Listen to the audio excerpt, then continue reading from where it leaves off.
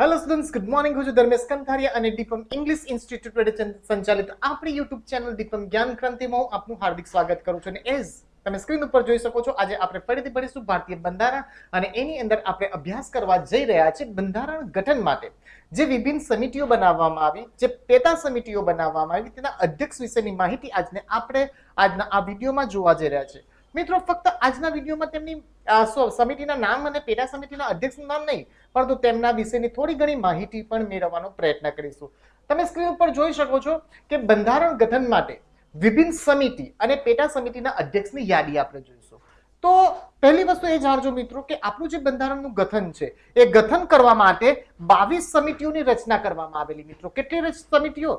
22 જેટલી સમિતિઓ રચવામાં આવેલી અને એ 22 સમિતિઓમાંથી 12 સમિતિ જે હતી, તમારી સ્ક્રીન ઉપર લઈ લઉં એટલે તમને યાદ રહેશે. તો તમે જોઈ શકો કે ભાઈ આપણી બંધારણ સભા જે હતી એ બંધારણ સભાએ કુલ 22 જેટલી સમિતિની રચના કરેલી. કેટલી સમિતિની રચના કરેલી? 22 જેટલી. અને આ 22 જેટલી સમિતિ હતી તેમાંથી 12 જે સમિતિ હતી તે સમિતિઓ મૂળભૂત બાબતને લગતી સમિતિઓ હતી.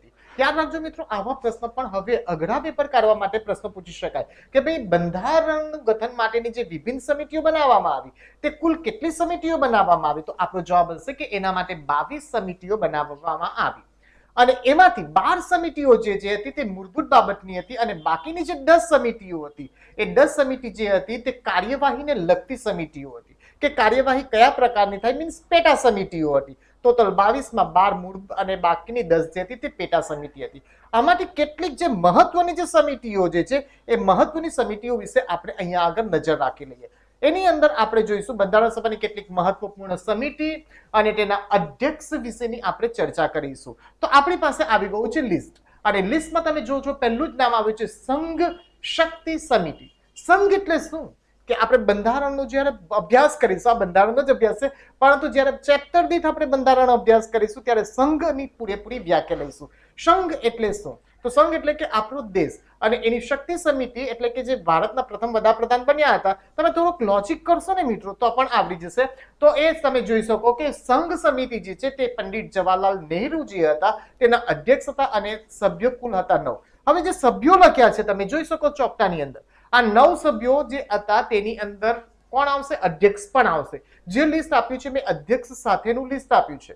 અધ્યક્ષ અને ટોટલ એટલે કે 8 સભ્યો હતા અને એક અધ્યક્ષ હતા એટલે 9, કારણ કે નહીતર કેટલીક વાર 9 વત્તા 1 થઈ જશે. તો સંઘ સમિતિના જે અધ્યક્ષ હતા, સંઘ શક્તિ સમિતિના જે અધ્યક્ષ હતા તે પંડિત જવાહરલાલ નહેરુ હતા. સાથે સંઘીય સમિતિ જે હતી, સંઘીય સંવિધાન સમિતિ જે હતી તેના જે વડા હતા એટલે કે અધ્યક્ષ હતા તે પણ કોણ હતા? પંડિત જવાહરલાલ નહેરુ. ચાલો તો પંડિત જવાહરલાલ નહેરુ વિશે થોડીક માહિતી મેળવી લઈએ.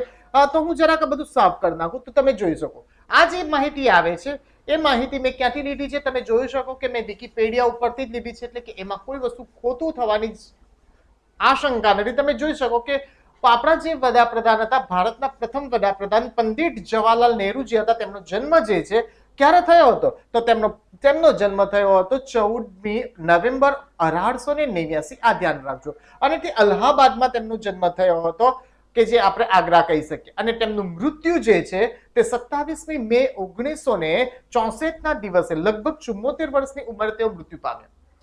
તેઓ ભારતના પ્રથમ વડાપ્રધાન હતા 15મી ઓગસ્ટ 1947માં અને તેઓ વડાપ્રધાન બન્યા. તે પહેલા આપણે ત્યાં જે શું કહેવામાં આવે, જે વચગાળાની સરકાર આવી, વચગાળાની સરકાર આના પછીનો વિડીયો રહેશે, એ વચગાળાની સરકારમાં પણ તેમને અધ્યક્ષ બનાવાયા હતા. આ બધી માહિતીઓ એટલા માટે હું કહું છું કે જેથી તમે સાંભળ્યું હોય કદાચ તો તમને એ કામ આવશે શીખવા માટે. ચાલો આગળ જઈશું. જ્યારે તેઓ ભારતના વડાપ્રધાન બન્યા ત્યારે ગવર્નર જે હતા લુઈસ માઉન્ટબેટન હતા અને ભારતીય ગવર્નર કોણ હતા? તો સી રાજગોપાલાચારી હતા. આ પણ પ્રશ્ન પૂછાય છે કે આઝાદ ભારતના પ્રથમ ગવર્નર કોણ હતા? તો સી રાજગોપાલાચારી હતી. તેમના પુરોગામી એટલે કે ભારતના એમના પહેલા કોઈ વડાપ્રધાન નહીં હતા, પરંતુ એમના અનુગામી જે હતા તે ગુલઝારીલાલ નંદા હતા. અનુગામી એટલે શું? તેમના મૃત્યુ બાદ જે વડાપ્રધાન બન્યા તે કોણ હતા? ગુલઝારીલાલ નંદા હતા. પરંતુ આ કાર્યકારી હતા. તો મને જણાવજો કે પંડિત જવાહરલાલ નહેરુ મૃત્યુ પામ્યા વડાપ્રધાન તરીકે પછી સંપૂર્ણ સમયના વડાપ્રધાન કોણ બન્યા? ઓકે, તો બહુ જ જાણીતા નામ છે, કારણ કે તે ભારતના સૌથી સારા વડાપ્રધાન તરીકે, કારણ કે તે મૃત્યુ પામ્યા ત્યારે એમની પાસે કશું નહીં હતી. તાસ્કન કરાર કરવા ગયા અને મૃત્યુ પામ્યા. હવે ચાલો હું કોની વાતચીત કરું છું તમે મને જરાક જણાવજો, કદાચ તમે ભણતા હોય તો. તેઓ મીન્સ આપણા જે પંડિત જવાહરલાલ નહેરુ છે ભારતના સૌથી લાંબા સમય માટે પદ ઉપર મીન્સ વડાપ્રધાન તરીકે રહ્યા હતા અને તેમના પદ ઉપર જ્યારે રહ્યા હતા ત્યારે તેમણે ભારતને દરેકે દરેક નવી નીતિઓ આપી હતી કે જે અત્યારે નવી નામ સાથે આપણને મળે છે અને મીન્સ એમ કહી શકાય કે જૂનો દારૂ નવી બોટલમાં આપણને મળે છે. ચાલો હવે જોઈશું આગળ. તો આપણે બે સમિતિની વાતચીત કરી લીધી. કઈ કઈ બે સમિતિની વાતચીત કરી છે? તો આપણે બે સમિતિની વાતચીત કરી છે, સંઘ શક્તિ સમિતિ અને સંઘીય સમિતિ. તો યાદ કેવી રીતે રાખીશું? સંઘ શબ્દ આવશે એટલે સંપૂર્ણ ભારતની હશે અને ભારતના પ્રથમ વડાપ્રધાન પંડિત જવાહરલાલ નહેરુનું તમે નામ લઈ શકો. એના પછી છે બીજું પ્રાંતીય સંવિધાન સમિતિ. જો પ્રાંત શબ્દ આવે નાના નાના ટુકડાને ભેગા કોણે કરેલા મિત્રો? તો પ્રાંત આવે એટલે તમારે યાદ રાખવાનું સરદાર વલ્લભભાઈ પટેલ. અને સરદાર વલ્લભભાઈ પટેલ વિશે કોણ નહીં જાણે ને? આપણે તો ગુજરાતીઓ છે, લોખંડી પુરુષ છે અને તે લોખંડી પુરુષનું બિરદું અને સરદારનું બિરદું તમે જાણો છો ક્યાં શા માટે મળ્યું છું, આપણે એની ચર્ચા નહીં કરીશું. તો સરદાર વલ્લભભાઈ પટેલની સાથે તેમની સાથે 35 સભ્યો હતા અને એની અંદર બીજા ગુજરાતી પણ હતા મિત્રો કે જેમનું નામ હતું કે મુનશી, કનૈયાલાલ મુનશી. ખૂબ જ સારા લેખક પણ હતા. હવે તમને જણાવી દઉં કે કે મુનશી જે હતા એ ભરૂચના વતની હતા. તેમનો જન્મસ્થળ ક્યાંનો છે? ભરૂચનો છે અને તે ખૂબ જ સારા સાહિત્યકાર છે. સાથે સાથે તેઓ લેખક શું કહેવામાં આવે? વકીલ પણ હતા. હવે સરદાર વલ્લભભાઈ પટેલ જે હતા ને તો કોલ્ડ સ્પેડ ઇંગ્લિશમાં કહેવત છે, ગુજરાતીમાં કહેવાય કાણાને કાણો કહી દો.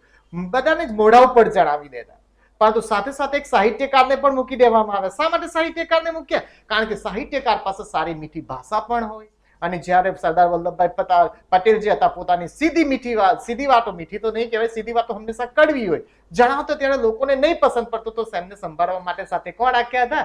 કનૈયાલાલ મુનશી હતા. તો કે મુનશીને પણ યાદ રાખજો કે જેમણે પણ આપણા નાના નાના જે રજવાડાઓ છે તેને એકઠા કરવા માટે શ્રી વલ્લભભાઈ પટેલને મદદ કરી હતી. તો વલ્લભભાઈ પટેલ વિશે થોડીક માહિતી મેળવી લઈએ અને આ પણ તમને જોઈ શકો તો અને બધું સાફ કરી નાખું સ્ક્રીન ઉપરથી. તો સરદાર વલ્લભભાઈ પટેલ જે છે ભારતના પ્રથમ કોણ હતા? તો કે ભાઈ નાયબ વડાપ્રધાન હતા. આપણને ખબર છે ભારતના. એનાથી પણ જાણીને આશ્ચર્ય થાય તેવી વાત છે તો કે ભાઈ ભારતીય સેનાના સુપ્રીમ કમાન્ડર ઇન ચીફ. 99% બાળકો અત્યારે મને સાંભળી રહ્યા છે એમને ખબર નથી હોતી કે ભારતીય સેનાના સુપ્રીમ કમાન્ડર ઇન ચીફ જે હતા પ્રથમ તે કોણ હતા? તો એ હતા નાયબ વડાપ્રધાન આપણા કે જેમને આપણે સરદાર વલ્લભભાઈ પટેલ અથવા તો લોખંડી પુરુષથી ઓળખીએ છીએ તે. ઓકે, તેઓ હતા અને એના પછી આ પદને કદી બનાવવામાં પણ નથી આવ્યું અને પછી કશું કંઈ કરવામાં આવ્યું નથી. કારણ કે તમે જોઈ શકો અહીંયા આગળ તો સ્ક્રીન ઉપર જોઈ શકો પદની સ્થાપના પણ એનાથી જ કરવામાં આવી. તેઓ મૃત્યુ પામ્યા અને પદને શું કરવામાં આવ્યું? ખારીજ કરી દેવામાં આવ્યું. તો પંડિત જવાહરલાલ શું કહેવામાં આવે? સરદાર વલ્લભભાઈ પટેલ જે છે એમનો જન્મ ક્યારે થયો? તો 31મી ઓક્ટોબર 1875 દિવસે થયેલો અને તેમને શું આપવામાં આવેલું? ભારત રત્ન આપવામાં આવ્યું હતું પરંતુ મરણોત્તર હતું. મરણોત્તર એટલે શું? મૃત્યુ પામ્યા પછી 1991માં તેમને ભારત રત્ન આપવામાં આવ્યું. તો આપણા ગુજરાતના ભારત રત્ન સરદાર વલ્લભભાઈ વિશે આપણે થોડીક માહિતી જોઈએ. આ સ્ક્રીન ઉપર જે વસ્તુ છે તમે એ વસ્તુને ત્યાં આગળ સીધા વિકીપીડિયા ઉપર પણ જોઈ શકો. ચાલો આપણે આગળ જઈશું. એના પછી આપણે જે ભારતીય બંધારણ છે એના ગઠન માટેની જે 22 સમિતિ છે એ 22 સમિતિમાંથી જો સૌથી શ્રેષ્ઠ અને સારામાં સારી જો સમિતિ હોય તો તે કઈ હતી? પ્રારૂપ સમિતિ. ઓકે, તો પ્રારૂપ એટલે શું? તો યાદ રાખજો કે પ્ર શબ્દ જ્યારે લાગે, ક્યારે કોઈ પણ શબ્દ ઉપર પ્ર લાગતો હોય તો એનો મતલબ થશે વિશિષ્ટતા. માની લો કે યોગ એટલે કે ક્રિયા કરવી, પરંતુ આગળ પ્ર લગાડો, પ્રયોગ, તો શ્રેષ્ઠતાની સાથે કામ, યત્ન, પ્રયત્ન. તો જ્યારે પણ પ્ર લાગે તો અહીંયા આગળ રૂપ આપવું પડતું. શ્રેષ્ઠતાપૂર્વક જે રૂપ આપવાની જે સમિતિ હતી તેનું કામ કર્યું હતું ડોક્ટર ભીમરાવ આંબેડકર સાહેબે. અને ડોક્ટર ભીમરાવ આંબેડકર સાહેબ જે હતા તે પ્રારૂપ સમિતિના અધ્યક્ષ હતા અને તેમની સાથે બીજા 6 સભ્યો પણ હતા. હું ફરીથી કહું છું કે જે આંકડો છે તેમાં અધ્યક્ષની ગણતરી લીધી છે. તો પ્રારૂપ સમિતિના કુલ સભ્યો હતા 7 અને તેમના અધ્યક્ષનું નામ છે ડોક્ટર ભીમરાવ આંબેડકર. ડોક્ટર ભીમરાવ આંબેડકર વિશે આપણે પ્રારૂપ સમિતિ આખી ફરીથી ભણવાના છે. એના વિશે હિન્દીમાં છે પરંતુ તમારી જાણકારી માટે થોડુંક આપી દઈએ, વાતચીત કરી દઈએ કે ડોક્ટર ભીમરાવ આંબેડકર જે હતા નહીતર તે કોંગ્રેસને ફોલો કરતા હતા તે વખતની. એક વસ્તુ તમારે ધ્યાન રાખવાનું, કારણ કે કેટલીક વાર આપણા મગજમાં એ જ વસ્તુ ચાલતી હોય. અને તેઓ જે હતા આઝાદ ભારતના સંવિધાન સભાના જે અધ્યક્ષ હતા તેમણે જે આઝાદ ભારતના તેમને શું બનાવવામાં આવ્યા હતા? કાનૂની એવં ન્યાય મંત્રી બનાવવામાં આવેલા હતા. જે કાનૂન મંત્રાલય જે છે આપણું તેને શું કરવામાં આવ્યું હતું? તેમને આપ્યું. આપણે જ્યારે પ્રારૂપ સમિતિ ભણીશું ત્યારે ડોક્ટર બાબા સાહેબ આંબેડકર વિશે સંપૂર્ણ માહિતી વિશેની ચર્ચા કરવાના છે, કારણ કે પ્રારૂપ સમિતિ આખો એક વિડીયો બનવાનો છે, એટલા માટે આપણે સમય નહીં બગાડીશું. ચાલો એના પછી આપણે જોઈશું આગળ તમે જો બંધારણ સભાની ફરીથી આપણે આવી ગઈ કેટલીક મહત્વ, હવે ફરીથી જોઈ લઈએ. હા, ટેબલ તમારા માટે આવી ગયું છે. હવે આપણે જે પાંચમું જોઈએ છે, અને પાંચમું છે મૌલિક અધિકારો અને અલ્પસંખ્યક સંબંધી પરામર્શ સમિતિ. હવે અલ્પસંખ્યક પરામર્શ સમિતિ જે તે અલ્પસંખ્યક બે છે, એક પેટા સમિતિ પર છે. પ્રશ્ન પર મિત્રો પૂછાય તો તમે આ જ લિસ્ટમાં જોઈ લો, 14મા નંબર પર આપ્યું છે એવું જ છે અલ્પસંખ્યક પેટા સમિતિ.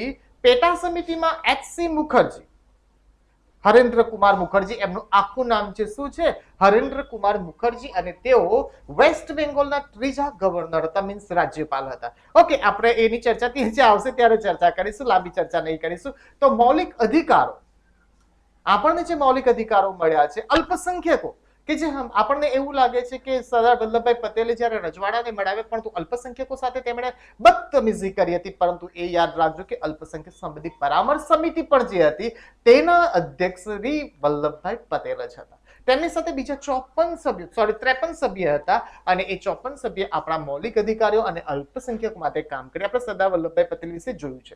એના પછી આપણી પાસે બીજી બે સમિતિ છે. કઈ કઈ સમિતિ છે તો આપણે જોઈ શકીશું. આપણી પાસે પ્રક્રિયા, જો ક્રિયા ઉપર પ્ર લાગ્યો, જ્યારે કોઈ ક્રિયાને વિશિષ્ટતાથી કરવામાં આવે ત્યારે પ્ર લાગે, તો આપણી પાસે ડોક્ટર રાજેન્દ્ર પ્રસાદ ત્રણ સમિતિના અધ્યક્ષ હતા.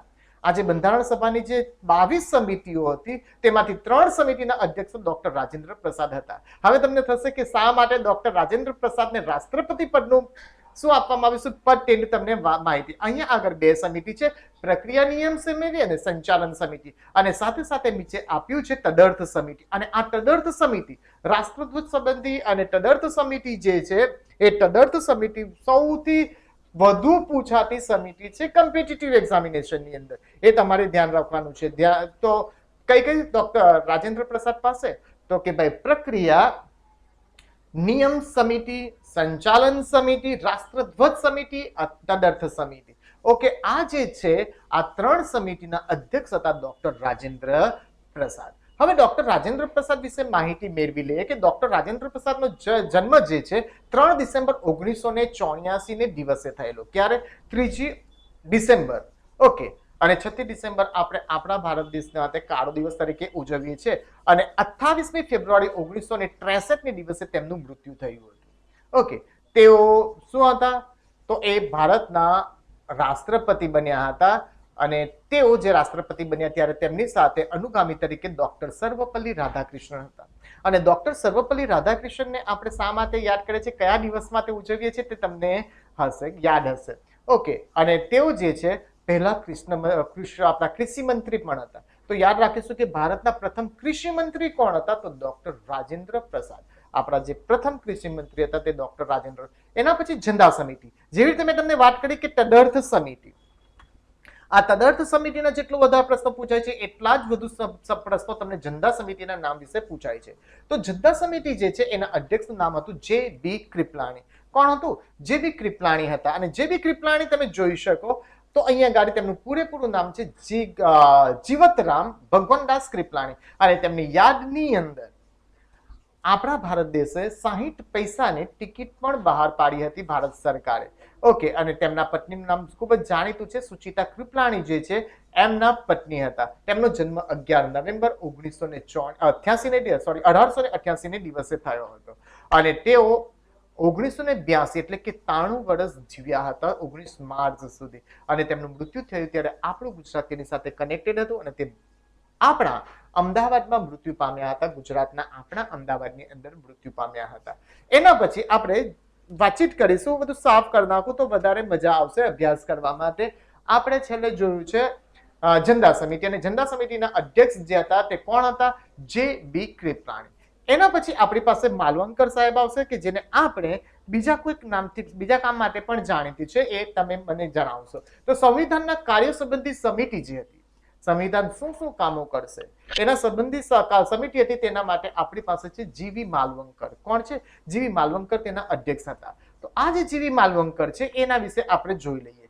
તો કેમ મુનશી સાહેબ આવી ગયા છે, તો આપણે જોઈશું જીવી માલવંકર જે હતા તેમણે શું કર્યું હતું? તો કે ભાઈ એમણે સંવિધાનના સંબંધી કાર્ય સંબંધી કેટલીક માહિતીઓ હતી તે તેમણે આપી હતી. એના પછી આપણી પાસે છે કે મુનશી સાહેબ, કાર્ય સંચાલન સમિતિ. કે મુનશીને મેં તમને આગળ પણ જણાવ્યું કે જે ભારતના આઝાદ ભારતની અંદર નાના નાના રજવાડાઓને એકઠા કરવાનું સરદાર વલ્લભભાઈ સાથે કામ કર્યું હતું. અને કાર્ય સંચાલન સમિતિ જે છે એમાં કુલ 3 સભ્યો હતા. કેટલા સભ્યો હતા? કુલ 3 સભ્ય હતા. અને એની અંદર કે મુનશી હતા. કે મુનશી પોતે ખૂબ સારા વક્તા પણ હતા, લેખક પણ હતા અને સાથે સાથે વકીલ પણ હતા. અને શું કહેવાય, કે મુનશી એટલે કે કનૈયાલાલ મુનશી જે છે એમનો જન્મ આપણા ભરૂચમાં થયો હતો. હું જ્યાંથી વિડીયો બનાવું છું ત્યાંથી ભરૂચ ખૂબ જ નજીકમાં છે, એટલા માટે હું કહી શકું કે આપણા ભરૂચમાં છે. ચાલો, સદન સમિતિ. સદન સમિતિના અધ્યક્ષ જે હતા પત્તાભી સીતારમૈયા જે હતા. કોણ હતા? સીતારમૈયા. અને તે મધ્યપ્રદેશના પ્રથમ રાજ્યપાલ હતા. યાદ રાખજો, પત્તા સીતારમૈયા કોણ હતા? મધ્યપ્રદેશના પ્રથમ રાજ્યપાલ હતા. એના પછી છે રાષ્ટ્ર તદર્થ સમિતિ. આપણે ડોક્ટર રાજેન્દ્ર પ્રસાદ વિશે વાતચીત કરી દીધી છે.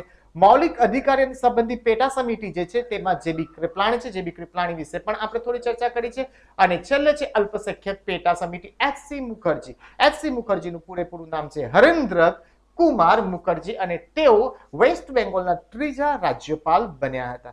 મિત્રો, આ રહી આપણી બંધારણ સભાની કેટલીક મહત્વપૂર્ણ સમિતિ અને તેના અધ્યક્ષ. હું જાણું છું આમાંથી લગભગ એક પ્રશ્ન 100% પ્રશ્ન પૂછવાનો છે, તો તમે અધ્યક્ષનું નામ અને સમિતિના નામ જાણી લેજો. મિત્રો, તમને આશ્ચર્ય થશે કે આ બધી માહિતીઓ આપણા માટે ક્યાંથી આવે છે અને શા માટે આવે છે. આપણે આગળ જઈશું. હવે જોઈશું પ્રારૂપ સમિતિ. શેના વિશે વાતચીત કરીશું? પ્રારૂપ સમિતિ. મેં તમને હમણાં જ કીધું કે આપણે પ્રારૂપ સમિતિ વિશે આખી માહિતી મેળવવાની છે.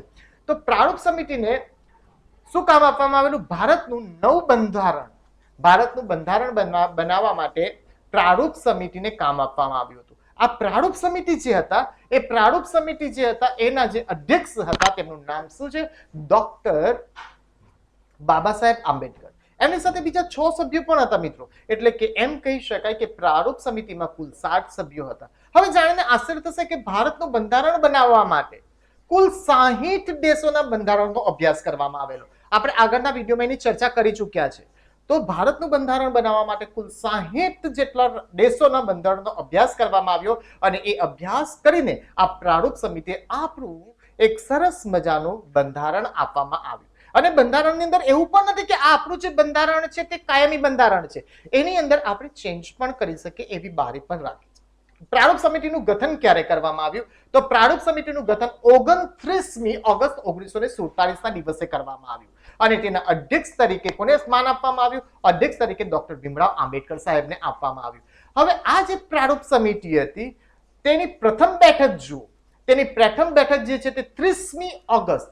જો 29મી ઓગસ્ટે તેનું બંધારણ થયું. 29મી ઓગસ્ટ 1947ના દિવસે પ્રારૂપ સમિતિ બની અને 30મી ઓગસ્ટ 1947ના દિવસે તેની પ્રથમ બેઠક મળી. હવે તમે ધ્યાન રાખજો, હું અહીંયા ઉપર તમારા માટે અંડરલાઈન કરી આપું કે ગઠન ક્યારે થયું? 29મી તારીખે.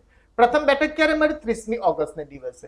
અને એ નોન સ્ટોપ 141 દિવસ સુધી આ સમિતિએ કામ કર્યું. મેં તમને કહ્યું તેમ 60 જેટલા દેશ જે હતા એ 60 જેટલા દેશોના બંધારણનો અભ્યાસ કરવામાં આવ્યો. અને એ અભ્યાસ કર્યો, આ 7 વ્યક્તિઓ અભ્યાસ કર્યો અને એના ઉપર ચર્ચા કરી એ લોકોએ અંદર ને અંદર. અને પછી આપણા માટે ભારતનું બંધારણ આપ્યું. અને આ વિભિન્ન સમિતિઓ, ત્યારબાદ જે વિભિન્ન સમિતિઓ, અત્યારે જે આપણે 22 સમિતિઓમાંથી 14 સમિતિ વિશે વાતચીત કરી, એ બધી સમિતિઓ જે છે એના પર પ્રસ્તાવ તેમને આપ્યું અને તેમની પાસે પ્રસ્તાવ પણ માંગ્યો. અને એ પ્રસ્તાવ પર તેમણે ફરીથી શું કર્યું? વિચાર કર્યો. આ પ્રસ્તાવ ઉપર તેમણે શું કર્યું? વિચાર કર્યો. અહીં આગળ છે. અને 21મી ફેબ્રુઆરી 1948ના રોજ, ક્યારે? 21મી ફેબ્રુઆરી 1948ના રોજ પ્રારૂપ સમિતિએ આપણું માટે પ્રારૂપ આપી દીધું, કાચો માલ આપી દીધો. ઓકે, વિશિષ્ટતાથી બનાવેલું જે કામ હતું તે આપણને આપ્યું અને કહ્યું કે જો આપણું બંધારણ લગભગ કંઈક આ પ્રકારે હશે, આવું જ હશે એવું નહીં. હવે પ્રારૂપ સમિતિએ જે પ્રારૂપ બનાવ્યું તેને સીધે સીધું નહીં આપ્યું, પરંતુ પહેલા તેમણે પેલા જે 22 સમિતિઓ હતી એ 22 સમિતિઓ પાસેથી મંતવ્ય મંગાવ્યા. ત્યારબાદ લોકો પાસેથી પણ લોકોને પણ આપવામાં આવે. લોકો એટલે એવું નહીં કે સામાન્ય જે બિચારો ખેડૂત હતો, રખડતો, પરંતુ જે ભણેલા ગણેલા જે લોકો હતા તેને સુધી તેઓ આપ્યું. અને તેમની પાસેથી ફરિયાદો, સૂચનો અને ટીકા સુદ્ધા લીધી હતી. ટીકા ટિપ્પણી મેળવી અને ફરીથી તેમાં સંશોધન કરવામાં આવ્યું અને 15 નવેમ્બર તમે જોઈ શકો 15 નવેમ્બર 1948 ને દિવસે અને 17મી તારીખે 17 ઓક્ટોબર 1949 ના દિવસે પ્રારૂપ સંબંધી જે જોગવાઈઓ હતી તેની ચર્ચા કરવામાં આવી સંવિધાન સભાની અંદર. 2 વાર ચર્ચા કરવામાં આવી અને એ થયા પછી ફરીથી સુધારો કરવામાં આવ્યો. ક્યારે 15 નવેમ્બર 1948 ના દિવસે અને 17 ઓક્ટોબર 1949 માં.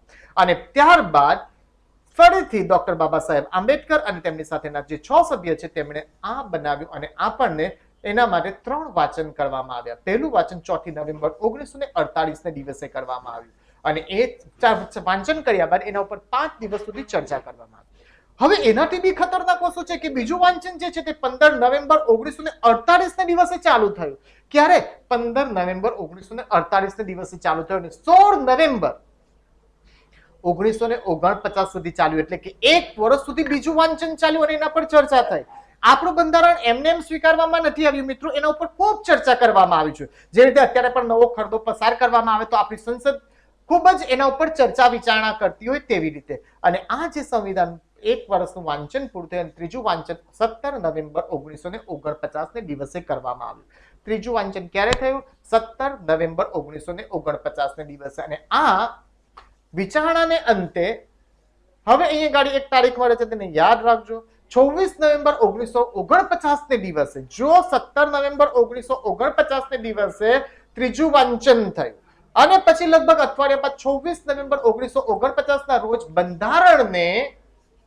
બંધારણ સભા દ્વારા પ્રસાર કરવામાં આવ્યો. તો પ્રશ્ન પૂછી શકાય કે બંધારણને બંધારણ સભા દ્વારા ક્યારે પસાર કરવામાં આવ્યું? તો 26મી નવેમ્બર 1949 ના દિવસે. મિત્રો તમારા માટે અમે ખૂબ મહેનતથી કામ કરીએ છીએ. તમને અમારું કામ પસંદ પડતું હોય તો પ્લીઝ તેને લાઈક કરો, શેર કરો અને આપણી યુટ્યુબ ચેનલ છે તો પ્લીઝ તેને સબસ્ક્રાઇબ કરો. ફરીથી મળીશું, ત્યાં સુધી મને રજા આપો. Thank you very much.